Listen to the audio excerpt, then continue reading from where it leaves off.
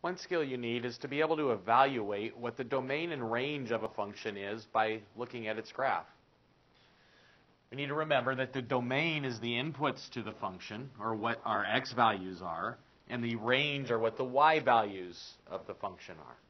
The way I like to think about it is to find the domain, put a flashlight all the way up above at the top of the graph and shine it down and figure out where there's a shadow.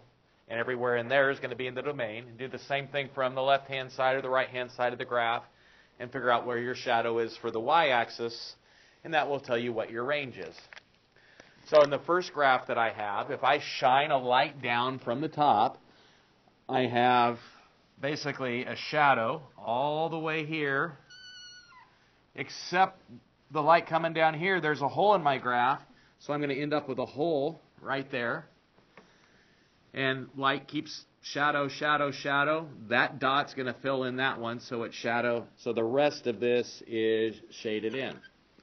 So if I actually want to write the domain for this function, well, the smallest number on my graph is negative infinity. Well, that number's at 0. This number's at positive infinity.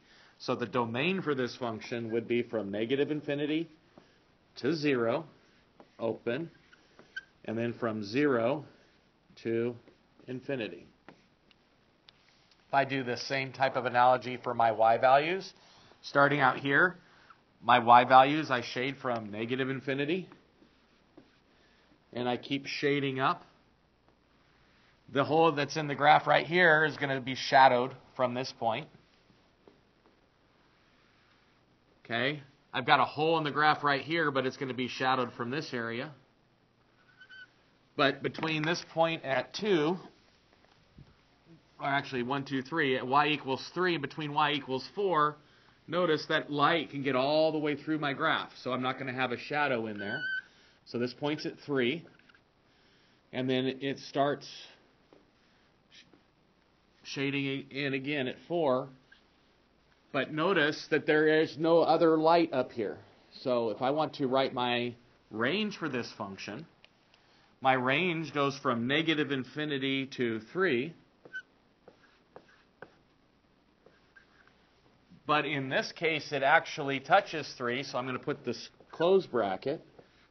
And then I have a single point. Okay, so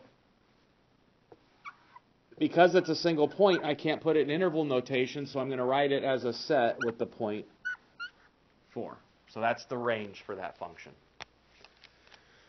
For the second function, if I shine my light down from the top, it goes from negative infinity on my x's. And notice there are no holes at all in this graph. So my domain is going to be all real numbers, which is negative infinity to infinity. For my range, I start shining this direction. This arrow means that y's are going down forever, so I go negative infinity.